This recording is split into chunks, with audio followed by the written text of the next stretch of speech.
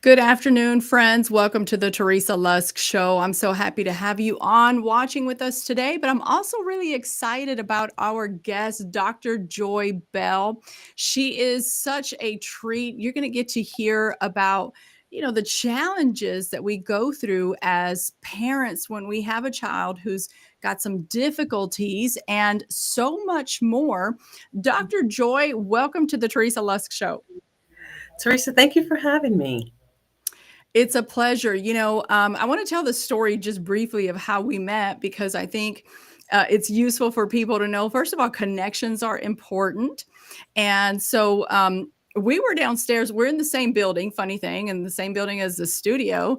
And we were just downstairs and we ran into each other 2 days in a row. And so the second day I said, "Oh, this is a divine appointment. What do you think?" Listen, I know it was. The second day I saw you, I said, here's that gorgeous blonde. The second time around, we absolutely need to have a conversation. Thank you. That's so sweet of you. And we had a great conversation. In fact, I got to learn more about you, about Grace Space Consulting and your background. And that's where I learned that you're an educational consultant and you help foster academic and emotional success. And I think that in this time, we need people like yourself who are really advocates for struggling families and struggling children. And so tell us a little bit about your background and why you specialize in this. Teresa, I've been in education for over 30 years. I don't want to, give my age because I'm nearing 50, but over 30 years in some capacity. I've been in public schools, private schools, under-resourced schools, well-resourced schools, universities. In each space, the one thing that has been so important to me is really the children and the families, and really helping children that are marginalized in some way or sort of on the outside, and finding ways to build a bridge to them. And so Grace Space has allowed me the opportunity to do that in a relational, a personal way. That's wonderful. I know that there are a lot of parents who struggle. Maybe they don't have the resources. And, the resources, Dr. Joy, it doesn't necessarily have to be just resources of finances, but sometimes it's the resources of strength, of just the energy, the somebody to encourage you. I mean, are those things that are important when a parent finds out or that their child was diagnosed with something, or that they've just been facing these challenges? Like, what are some of the first things that parents want to be aware of if they're dealing with a child who is going through something difficult? Yeah, the first thing I always tell parents is I start off with I'm a mom first, because there's the Dr. connection Joy, of for there understanding you are. that we are. Did I freeze? Oh, am I back? Okay. Am I back for you? Are you there? I am. Can you Okay, hear me? I think some connection issues keeping you online. Let's see if it will. Fix it. But right now we are talking with Dr. I am. I am here. Joy Bell of Grace Space Consulting, and Dr. Joy is actually an Asian consultant. She helps struggling families be able to get their lives back in order, resource helps being able to, some, resources of what is it that you need, what's your plan, etc. And so unfortunately we've lost her a little bit, but there you are, Dr. Joy. Are you back with us? I'm back. Yeah, yeah. I haven't gone Okay, anywhere. I okay, don't know what's going on, but yeah, but I can totally answer your okay. question. You were asking, what's There's first? yes, so there's such a lag on the internet. So I'm not sure, but can you start again and just explain to our viewers Yes. what are the first things we do? Yeah. Absolutely. So, Teresa, I always tell parents it didn't, regardless of the space that I was in serving them, is first of all, let's stop. I'm a mom first. And so the mom part of me can relate to there's a diagnosis, there's something that's happened. What do we do? Like, we don't have the skill sets, we don't know what to do. Where do we go? So we start there relationally, just me, parent to parent.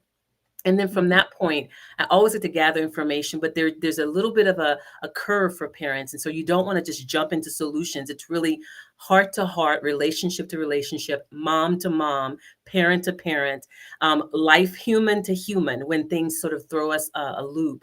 And so we start there before we jump into solutions. We get to solutions and options for them, but we start at, this is a tough conversation. This is a tough time for your family. Let's just start there relationally and human to Mm. human. I love that. I love that you do that because I know that when parents realize they're, whether because they're, somebody finally says, yes, here's an issue that your child has, et cetera, because they took their children through psychological testing, et cetera, and then they give you a diagnosis, that's not a light matter, Dr. Joy. That's a very painful thing. No parent ever dreams that their child is going to have struggles to another level that requires some kind of consistent assistance or help, et cetera. So I love that you don't dehumanize that, but that you actually say, first of all, let's acknowledge. Mhm. Let's acknowledge that you're going through this. And what are some of the responses that you get when you bring in that empathetic, validating resource to them? Yeah, I think the main thing is, it really does, it takes down the walls. I think you said something that's really Mm, important. A lot of times when, something is going on with our children, I don't care who you are, I don't care how much money you make. If they're not well, we're not well. And oftentimes we feel not well, right?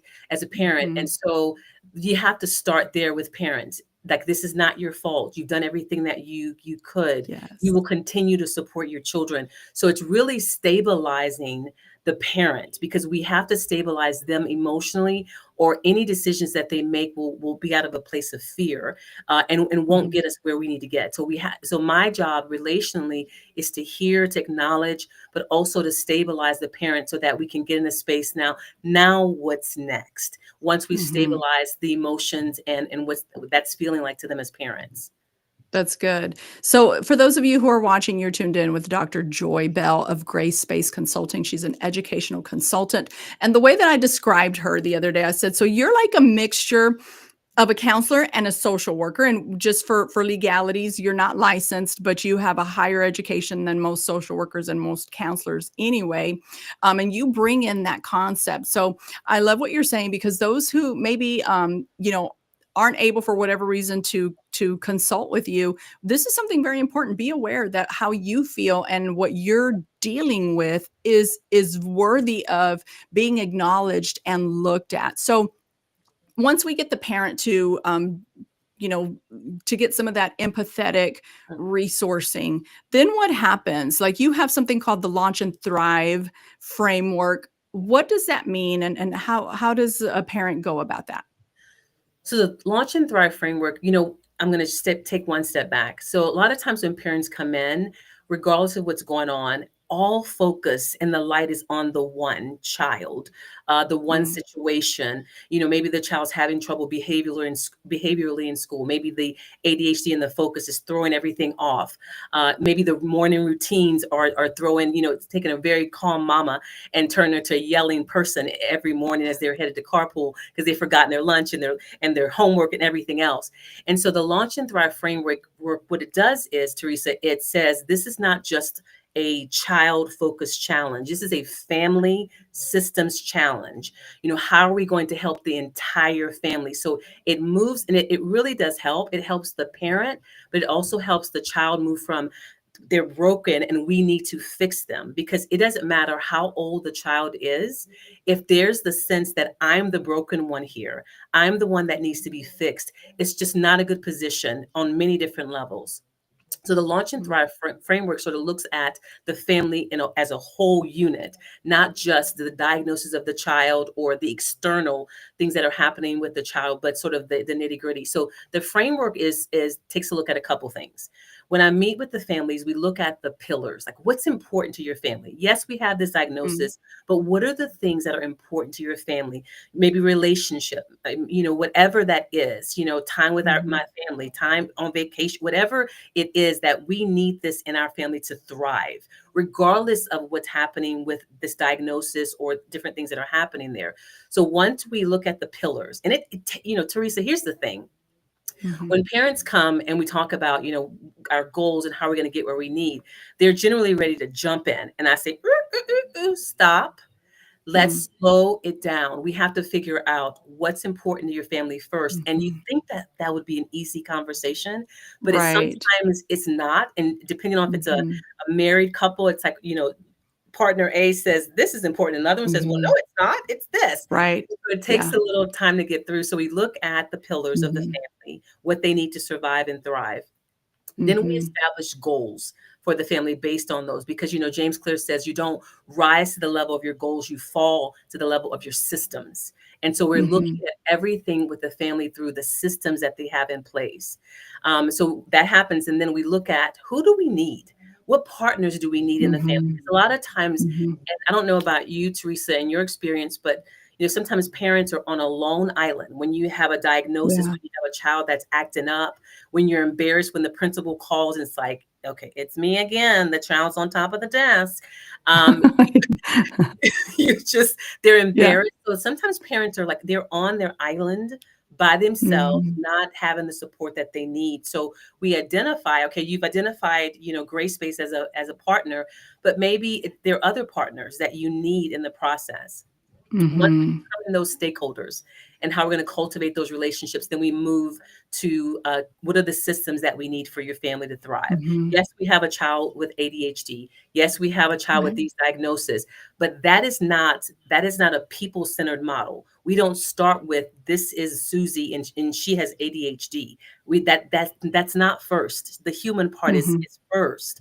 So once we establish the systems, then we evaluate how are things moving? How are things better now that we've implemented all of these things? And then we rinse and repeat with families. mhm, So that's really the launch and thrive framework that we move families through to ensure that we're not mhm. just jumping into solutions and trying to Right. solve problems when we don't even know what you Sure. really need. Yeah, and one of the things I'm hearing you say that I think is very important is that when you're going through this, you really do fall into this state of desperation and anxiety a lot of times, unless you're like a really composed parent, or caretaker, etc.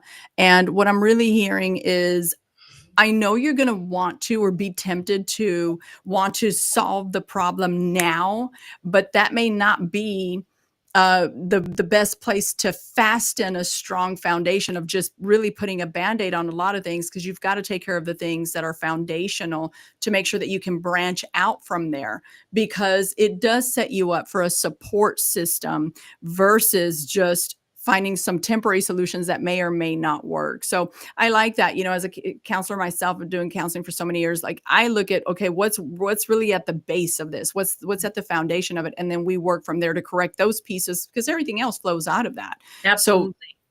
yeah, so I really like that. And how do we then empower, the step three, empowering parents as advocates? How do we empower parents? You know what is really interesting, and I always tell folks, they're like, well, I can advocate for myself or I can advocate at work, but when it comes to my children, I just get a little not stable in it. Well, and I always Mhm. tell them, listen, because you love that child, like you've given birth, adopted, whatever, like you're Yeah. invested in them in a different way. So whenever that happens, whether it's our children in our marriage, we can get a little unstable when it's time to execute things that we do normally and naturally. I've worked with presidents of companies that have come to me and they're like, I don't know what to do. It's like, wait, you run a Mhm. multi-million dollar company, Yep. but no, we're talking about my sweet baby, and that's different. Right. Yeah. And so, in terms of advocacy, that's something that we work with parents with, depending on their Mhm. level of need. I can coach them on what is happening, advocating for the school, what they need to ask the school Mm. or the mental health therapist. So I can provide that coaching behind the scenes. But we also go in with the parent and we advocate with them, because sometimes parents are Mm, so, Teresa, overwhelmed, and they're like, "Oh my gosh, that's so good, but I didn't know to ask that." Well, you wouldn't know to ask that. right.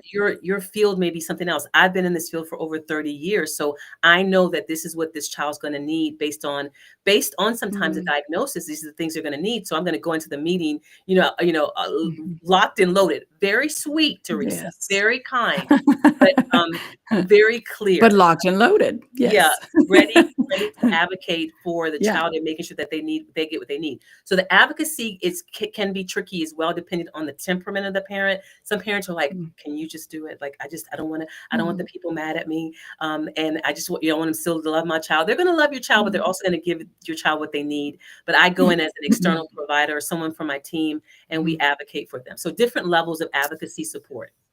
Okay, very good, and I like that. I think sometimes you need people to come in there and be your voice, especially if you're really feeling pressed with what's going on. And, here's one of the things that we need to keep in mind. I mean, I know you've run into this in your own practice, but have you not just had that person or parent who's going through one thing and then 20 other serious issues on top of that? It's like when it rains, it pours.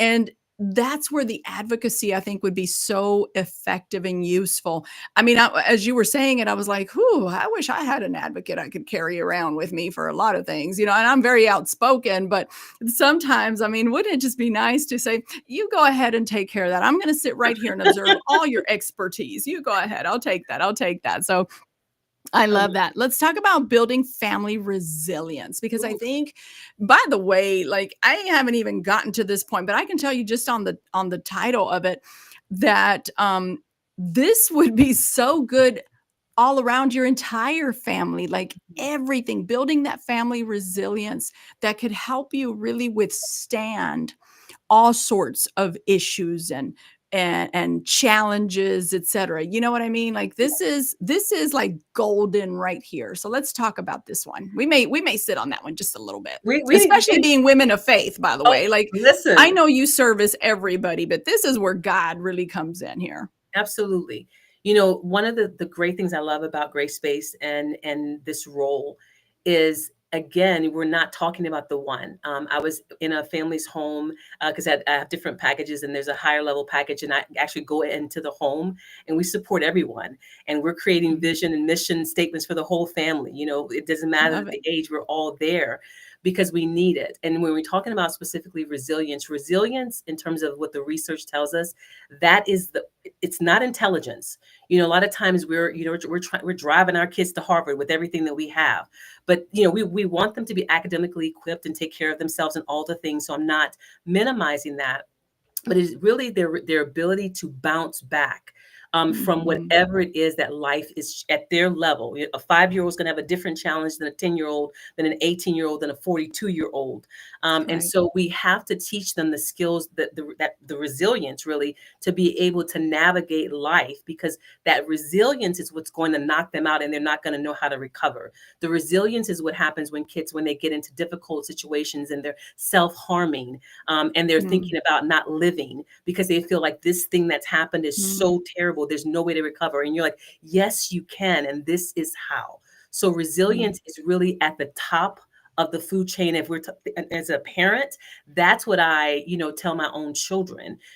Are you okay? Let's show you how to recover when life happens, because you don't get mm, a choice.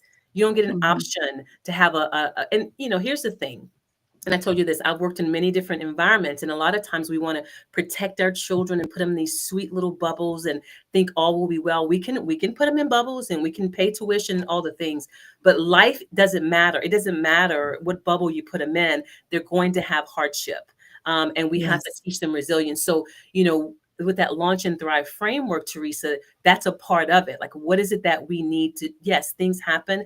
Here's what resilience is not. It is not telling your child that falls down, get up, this is going to help you later on in life.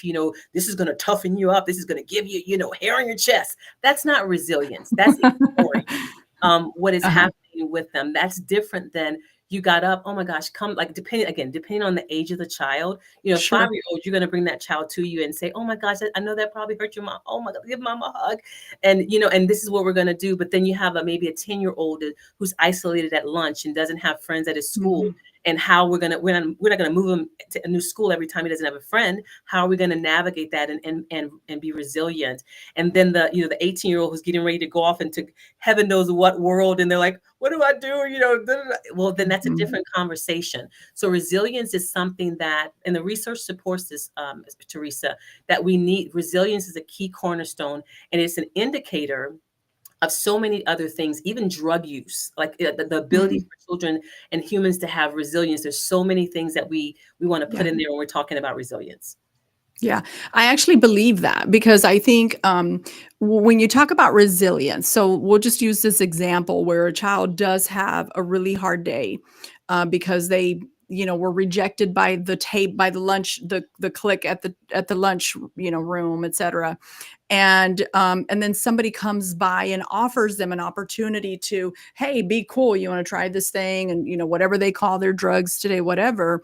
Well, they're more likely, if they're not able to self-soothe and learn how to really love on themselves back to the place of normality, of just like being able to go with the flow of life. I mean, even adults do this, Dr. Joy. I mean, if we're honest, this is such a valuable topic on resilience. I mean, resilience itself, it's a topic all on its own. But you're saying something here where you do train your child, and even you, because I'm pretty certain that you actually end up really building even the adults in resilience, because these are transferable skills. These are transferable new habits, and they're in your toolbox. Like you put them in your toolbox, you know what I mean? So I think that's absolutely wonderful. And then let's talk about exploring placement options when needed, like when you're really dealing with some difficult things. And this one, I suppose this could be quite a little bit of a harder topic, but it's a real deal. There's so many situations going on in life right now with students. I actually did a short-term teaching job, and I can tell you that there's a lot of things going on in a lot of people's lives, and we want to best equip them. And that's where somebody like yourself comes in, and we talk about exploring placement options. What does that look like, and when do you determine that the child needs placement? Dr. Phil, I don't want to quote him, it's been decades, but I remember at that point he was talking about divorce on one of his episodes. I probably was in my 20s. I'm almost 50 now, so it's been a long time. Mhm. But they were talking about, when do I know it's time? And he said, you have to work your way out of this marriage. I remember, I always remember that. And I feel like the same way when we're talking about moving children, because that is not always the solution. Some of those same challenges will show up in other spaces. So Yes. now you've moved them, we uprooted them.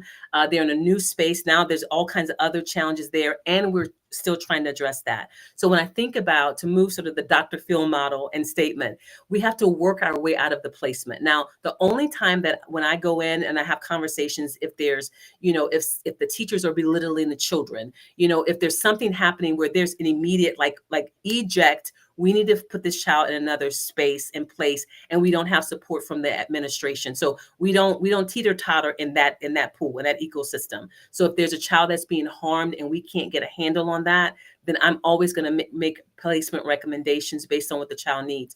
But we have to work our way out of that. And in terms of work, what that looks like, to answer the parents, those who are watching, I come in, right, or someone from my team comes in, we assess what's going on with the family. We assess if in that environment, the needs can be met. For example, kids with ADHD, maybe they have a 504 plan, which is a first level of support that they only need a diagnosis for anxiety, those kinds of things. They have some accommodations. And so maybe there's some things there. Give them extended time, put them in a small room for testing, different things that we can do and we can give it time to see how that works. Meet with the team in about 6 weeks and monitor that, and then see if things that may solve a lot of our challenges. There's no need to move. We just needed some accommodations. But if we've Mhm. gone to the end of the road, and that, Teresa, looks different from for all families, depending on what's going on for the parents. But we are involved in the monitor. We're not leaving the parents to themselves and said, it's been nice meeting you. Good luck. That's Mhm. not what's happening. We're there in, and I'm giving guidance about what's happening if we need to make a move. And so if Mhm. ever we do, then we have a service where we will, find, again, based on the child's needs, their testing. You may have a child that has processing challenges or has a specific writing. We want to put them in a school, in a place that understands. I'm going to give you an example of how I think about this process. Mhm. As an architect, when an architect builds a building, he builds from the very beginning in the design. He's thinking about everything. So you're in a good building, you're not going to find a bathroom right next to the kitchen or in the middle of a Mm. kitchen, right? Or you're going to have a place where those who have some needs are able to get into the building. So in the design of the building, the architect is taking into account all of those things. And so in the recommendation for the child, I'm looking for the place that's already designed for them. It's already Mhm. set up for them so that the Mm. parent no Mhm. longer has to go in and say, well, this is the this and that and this. Can you please love them? Can you please understand them? Can you please? No, no, no. Mhm. It's already, as an architect, we've educationally, social, emotionally designed that place. And there are lots of them, even here, in the Dallas area, that are designed and ready to have your Mhm. children and to give them what they need. That's good. I'm glad to hear that because I think that even that can get overwhelming.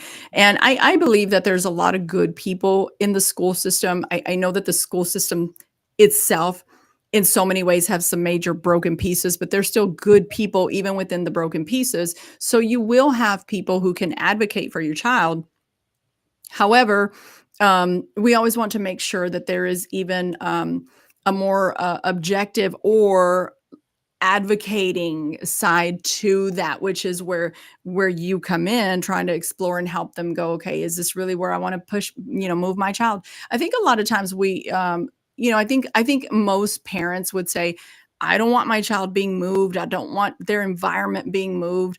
Um, would you say that there have been some very positive things that have come from moving them into another place and, the shifting and placement?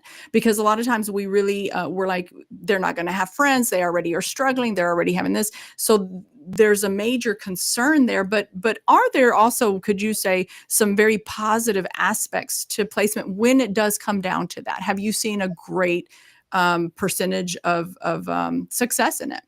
Absolutely. And placement can look like there's so many things. I mean, you can have a placement change, maybe a child just emotionally as at a 10, like they've been, almost like a fight or flight for the last 6 months of school. Sometimes a placement recommendation is a homeschool model, so that we Right. can just bring down the level of stress and get that child Mhm. back into an environment that they don't have to manage being good, 7 hours of their day. So sometimes that's a placement Mhm. recommendation. And I've done that before and I will do it again because sometimes we need that depending on what's going on emotionally with the Mhm. child. But yes, absolutely. Absolutely. Sometimes it's a reset for them, Teresa. Sometimes it's a reset Mhm. for them. If you think about a child that, doesn't have a lot of friends, that they're the teachers always calling their name, they're always in the principal's office for something, Yeah. or whatever it is. So sometimes it's like, there's Mhm. the cheer song, where everybody knows your name. Well, sometimes you want Mhm. like where everybody does not know your name, and just start it again, Yes. and just restart. Not, and here's the deal. Mhm. Again, when we talk about the whole family, it's not just a restart for the child. Now they are at the Yeah. center of it, but it's a Right. restart for the family, for the parents.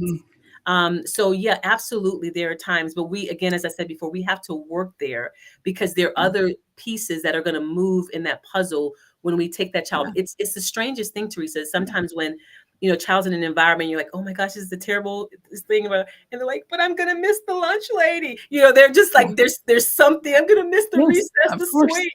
Yeah. So there's gonna be that movement, and that's where you can have mental health support for the family Mhm. and transitions and all those different things can come in, but Mhm. absolutely can be a positive thing. I think, this is a good conversation, Dr. Joy. I think that there's a lot of families right now. If I'm very, very, honest, I think that America is suffering from, home issues, if we're really honest. I'm very much a biblical person. My viewers know I'm a pastor, so I'm always going to go to the Bible first, with trying to come up with solutions for families. But I can tell you this, that I think that the American family, the American household has a lot of different pressures today. Lots of single family homes, lots of broken homes. There's a lot of things going on in our families. And I think that sometimes having somebody like yourself, or another professional, or somebody who really understands the family dynamics that can help bring some solutions, it's worth the investment, whether it's of time, whether it's of money, because this could save your family down the road. If there's one person in the home who is suffering, then everybody's suffering. I think we know that everybody's suffering. But if we continue to really dig and catch certain things in time, we could really get back to seeing some wonderful things. What are some, just this, and this is, somewhat connected, but what are some two great things that people could do in their home? Let's say they are under the stress of this. What are two good things that they could do to connect with one another? And just kind of, sometimes the fussing and the chaos is from where there's major disconnect and stress. Mhm. What are two things that a struggling family could do right now if that's them? So one of the things I love, this is one of my favorite things, it's called the Sunday reset. And so we sort Mm, of get our family together. We look ahead for the week, right? We kind of see what's coming up because a lot of times I find with parents, it almost feels like life is sort of dragging the whole family through the week. Like it's a mm, surprise. Okay, there's school every day. Maybe there's a doctor's appointment. Maybe there's something's going on. And so the Sunday reset sort of brings everybody together. Like what's happening for the week? Okay, you have an mhm. appointment. Okay, let's make sure that's on the calendar. Okay, you have those chores. You're going to do that on Friday. And so it brings everyone together so that it's not just, I don't know about you, Teresa, but in the Bell home, every now and then, the mama kind of like the central feature. And so Mhm. I'm always coming up with the ideas and executing them. And my children are sometimes like, here she goes again with another one of those ideas for us to implement. But when I bring them together to the bell table and it's like, here's what we're thinking, here's what daddy and I are thinking about this. And what are your thoughts? And like you do care, you care, we care about your thoughts, even though you're a teenager. But the Yes. Sunday reset really does give the family a time to sort of come together in preparation for the week and what's coming, whatever the needs are for the family. So I think that's definitely one thing that the family can do. It's easy, it's free. Whatever that looks like for you. We have a little L-shaped couch and we're like the comfy, get the blanket kind of people. So we may gather on the L-shaped couch. It may be at the table. It may be at the fire pit. Maybe at the Raising Canes, whatever that is, like Mhm, just have a Sunday reset with your family so that you can mm. figure out what's going on. This happens to me all the time, Teresa, and you're busy like I'm busy. It's like, what's today the doctor?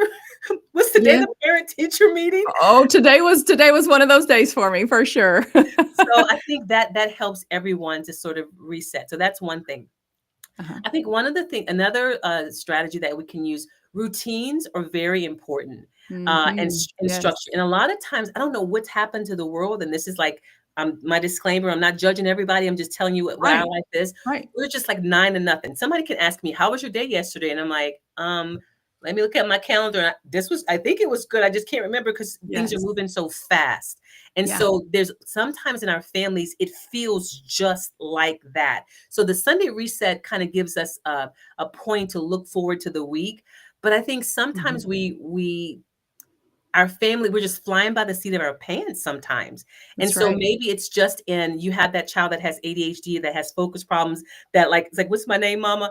Okay, well, every day at 5:30, Mhm. you're going to do your homework. Then we're going to have a snack. Then we're going to have dinner.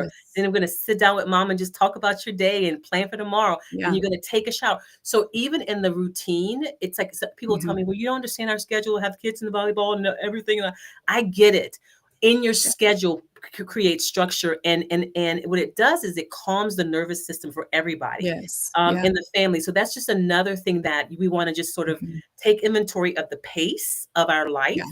I had one child tell me, "My mom wants me to do this and I'm going to do it, but I just can't do it all at one time," or it's just maybe, Mhm. how fast it is, or all those different things. So Mhm. we want to take inventory of our children and Yes. slow down. Yeah. And Yeah. so if we slow down, then we'll have an opportunity to sense things that Mhm. we can't as we're running through That's life. right. That's right.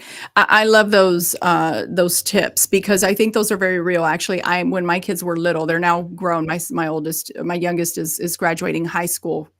This is his last year. So, um, I put all those things into place. I was very, very structured, very now probably a little to the extreme, but it's good for them because it does, like you said, it affects the nervous system because a child who doesn't know what's next will always live in uncertainty. And they Absolutely. grow up with an insecurity of they can't just, there's an assurance that happens with here's what's next, here's what's next. I believe God made us that way where there is some level of certainty in life, and parents and caretakers are supposed to assert that into the children's lives, and it does help go, it's okay, I know what's coming next.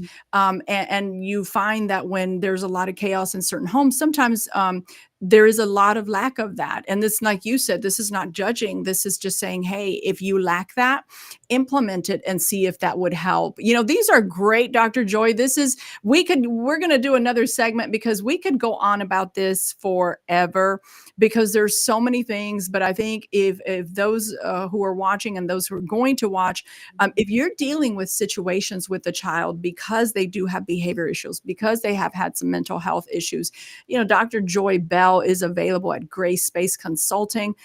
She is ready and available to work with your family in person or via Zoom. I know she's very much effective, but she is getting ready to provide some other things for you, some workshops, and she's available for speaking and so much more. So make sure you go to her website. Dr. Joy, what is your website? Website is www.launchandthrive.com. So thrive.com.